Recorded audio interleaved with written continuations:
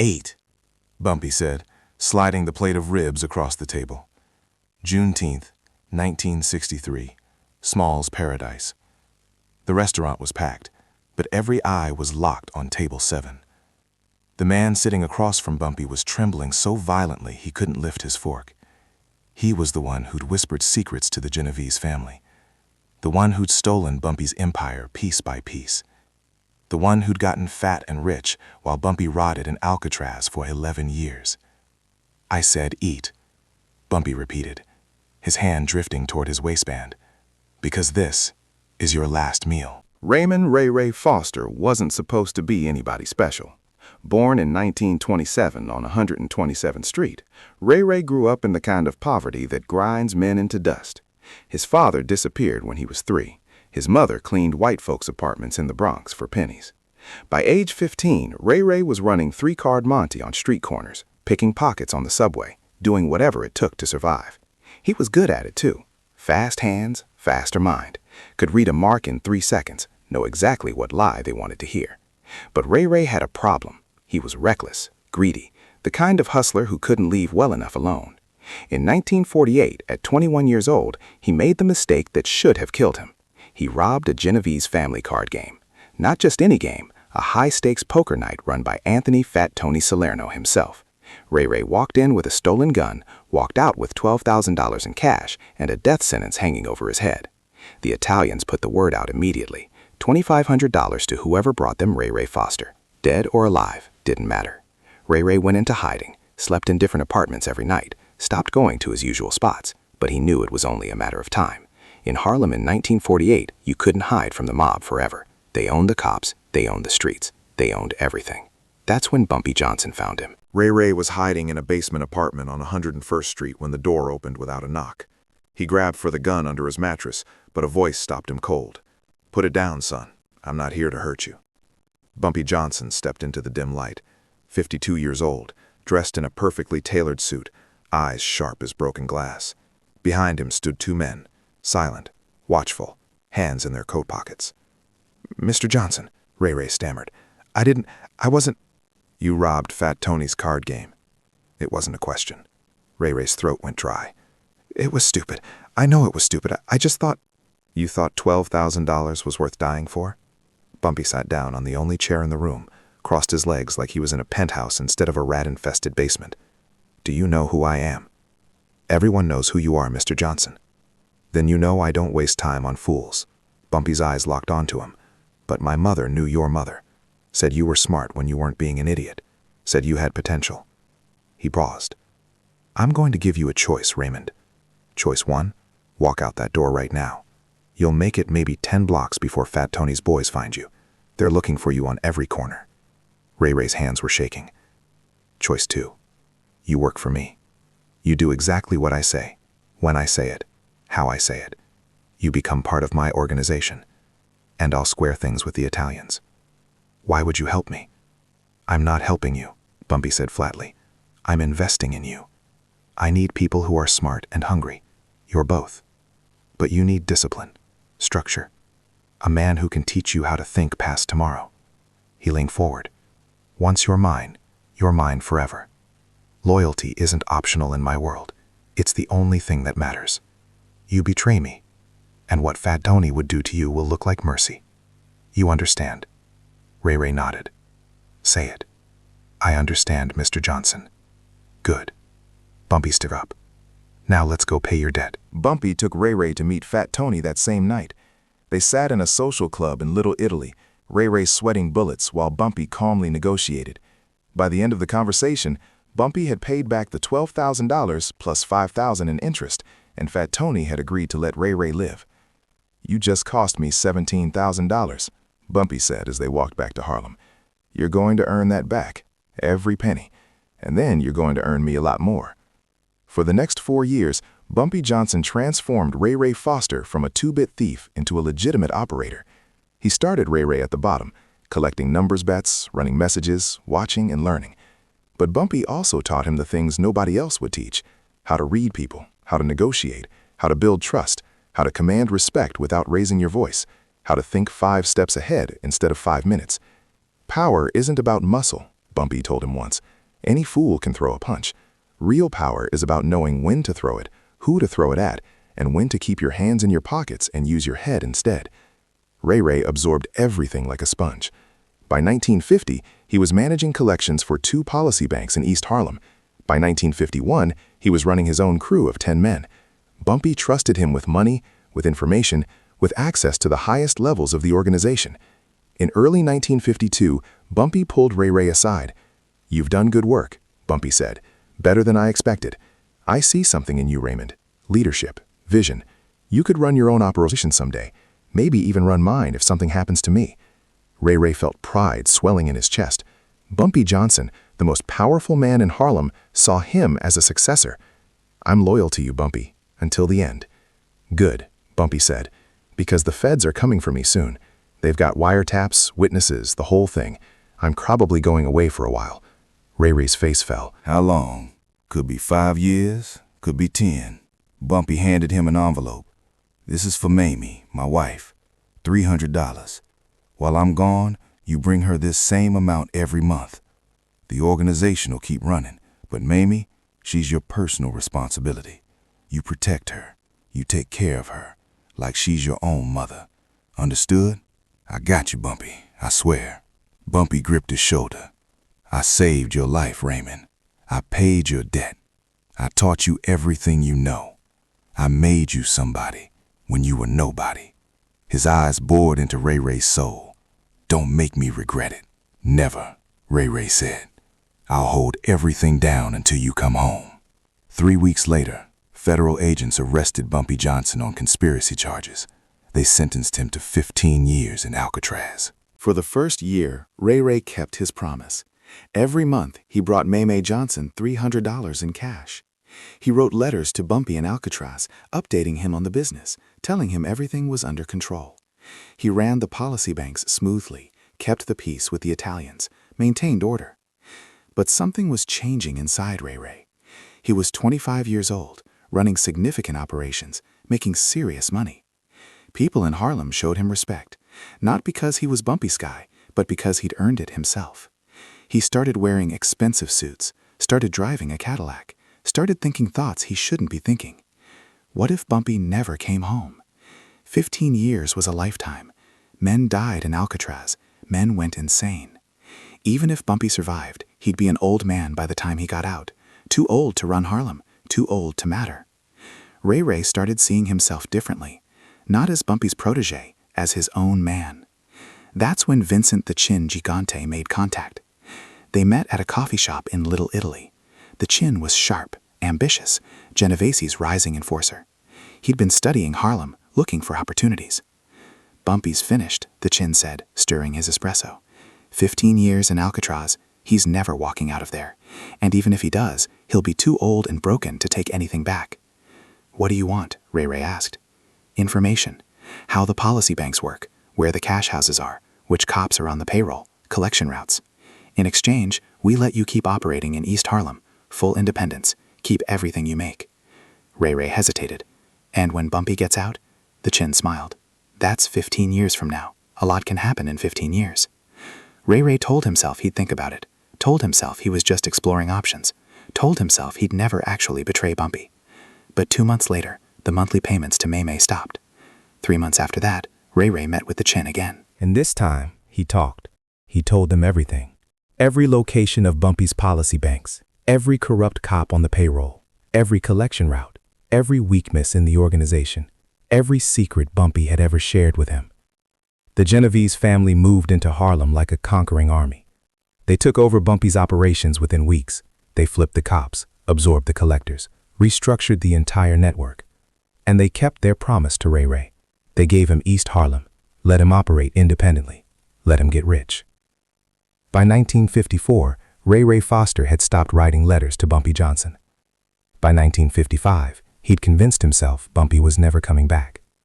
By 1957, he was living in a luxury apartment on Sugar Hill, driving a midnight blue Cadillac, wearing suits that cost $400. For 11 years, Ray Ray Foster built his own empire on the ruins of Bumpy Johnson's throne. For 11 years, he slept peacefully. For 11 years, He thought he'd gotten away with it. Bumpy Johnson walked out of Alcatraz on a Friday morning. He was 63 years old, gray hair, deep lines carved into his face. 11 years older, 11 years harder.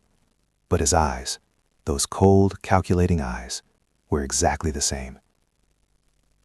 Bumpy didn't go home when he arrived in New York. Didn't rest after the 3-day train ride from San Francisco. Didn't stop to embrace his wife. He went straight to see Junie Bird. Junie was waiting in his apartment on 145th Street. 70 years old now, gray-haired, but loyal to his last breath. "Give me names," Bumpy said without sitting down. Junie had kept a list for 11 years. He rattled off 15 names. Men who'd betrayed Bumpy. Men who'd carved up his territory. Men who'd gotten rich while Bumpy rotted in a cell. But one name, Bumpy's jaw tightened. Raymond Foster. "Your boy," Junie said carefully. "He gave the Italians everything. He's why you lost the policy banks. He stopped sending money to Mamie after 14 months. He's been running East Harlem like he owns it, living like a king." Bumpy was silent for a long moment. "Where does he eat?" "Small's Paradise. Every Friday night. Table 7. Shows up at 9 p.m. like clockwork." Bumpy looked at his watch. Friday, 6 p.m. "Get me the table right next to his." At 8:50 p.m., Small's Paradise was filling up with the weekend crowd. Jazz music drifted from the corner stage. Waiters carried trays of fried chicken and collared cranes. Hustlers, musicians, working people, all out to enjoy their Friday night. Bumpy Johnson walked in wearing the same worn suit he'd worn on the train from California. His shoes were scuffed. He looked like a ghost from Harlem's past, stepping into its present. The restaurant didn't go silent, but conversation shifted. Eyes tracked him. "That's Bumpy Johnson. Thought he was dead. Got out of Alcatraz 3 days ago."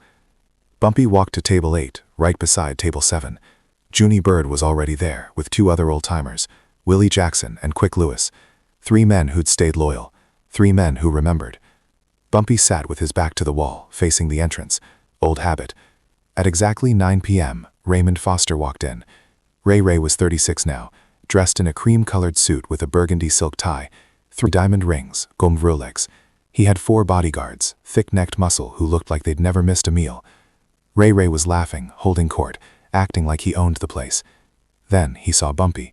Every drop of blood drained from his face. His feet stopped moving.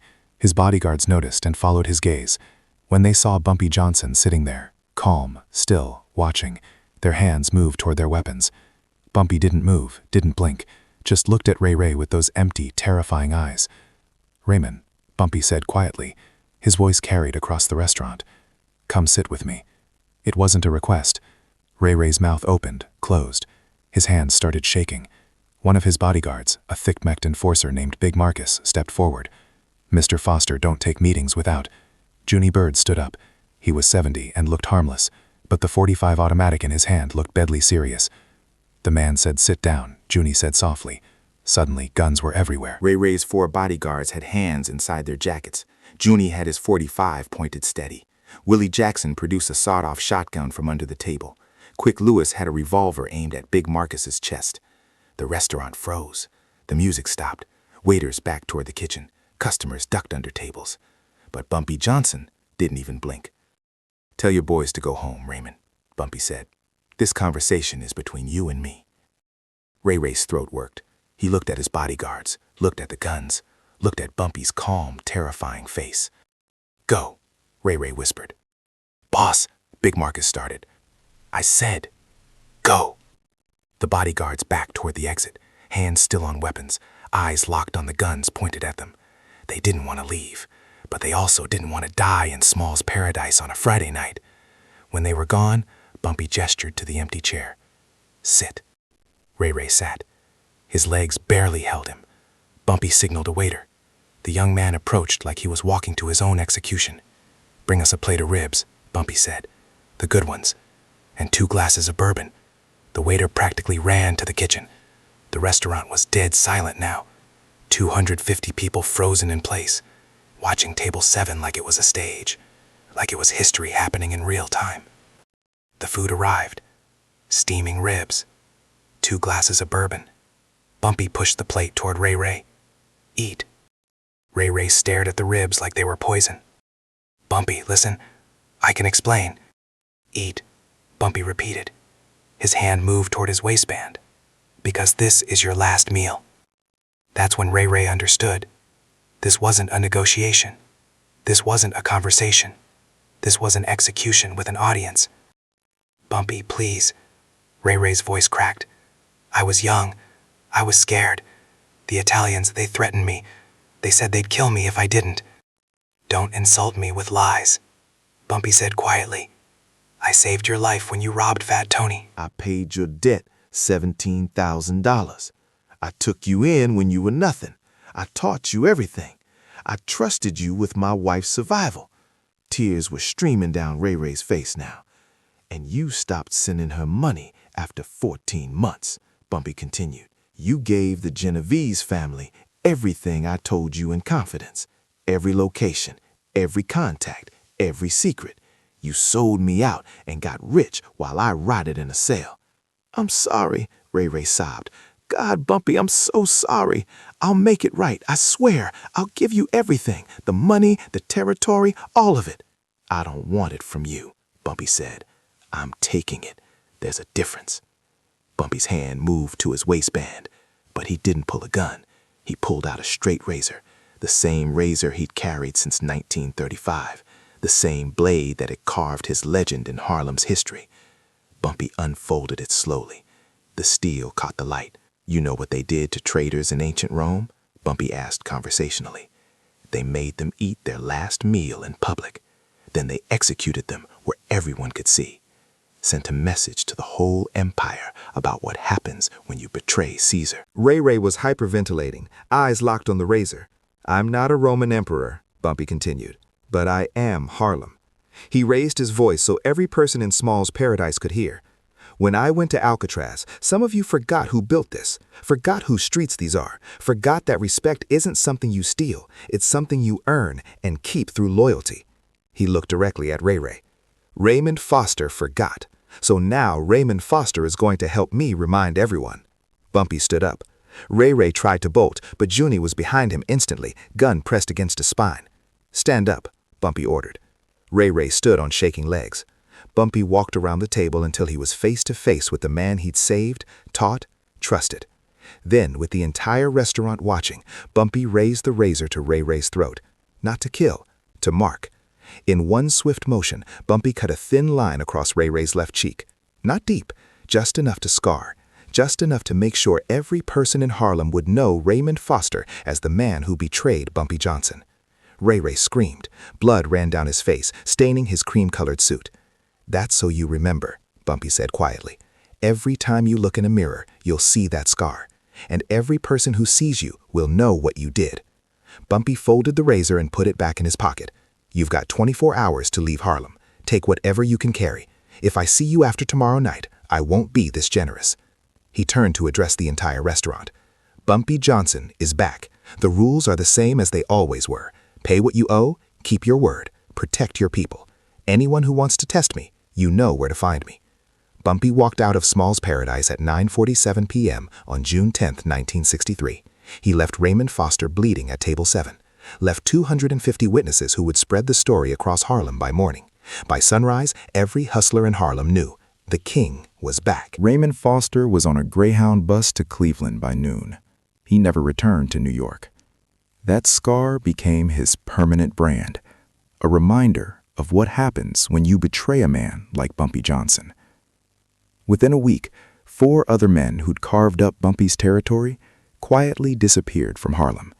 Not killed, just gone. Relocated with clear understanding, stay away or end up like Ray Ray. The Genovese family sent a captain to negotiate. The meeting lasted 4 minutes. Bumpy's terms were simple. 2 weeks to pull out of Harlem. Everything north of 110th Street is mine again. Non-negotiable. The Italians left without arguing. They'd already lost soldiers trying to hold Bumpy's territory. The cost was too high. Within 6 months, Bumpy had rebuilt his empire. Not through war, through fear, respect, and calculated power. The night at Small's Paradise became Harlem legend. Old-timers still talk about it, how Bumpy didn't need an army or speeches. He walked into a restaurant, faced his betrayer, and with one razor and 250 witnesses, reminded everyone who really ran Harlem. Raymond Foster thought he'd escaped, thought 11 years was enough time for Bumpy to forget, to forgive, to become irrelevant. He learned what everyone eventually learns about men like Bumpy Johnson. Real power doesn't have an expiration date. You can lock a man up for 11 years. You can steal his money, take his territory, turn his protege against him. But you can't take his throne if he's a real king. Bumpy proved something that night at Table 7. Power isn't about who has the most guns. It's about who commands the most respect. And respect isn't given. It's earned through loyalty, intelligence, and the will to do what others won't when justice demands it. Raymond Foster betrayed him for opportunity. The Italians challenged him for territory. Every traitor thought Bumpy was finished. They all learned the same lesson. Bumpy Johnson doesn't make threats. He makes promises, and he keeps every single one. If this story of loyalty, betrayal, and street justice moved you, hit that subscribe button. Drop a like if you understand that real power doesn't come from what you take, it comes from what you earn. Share this with someone who knows that some debts are paid in blood and scars. What would you have done in Ray Ray's position? Could you have stayed loyal for 11 years? Let me know in the comments below.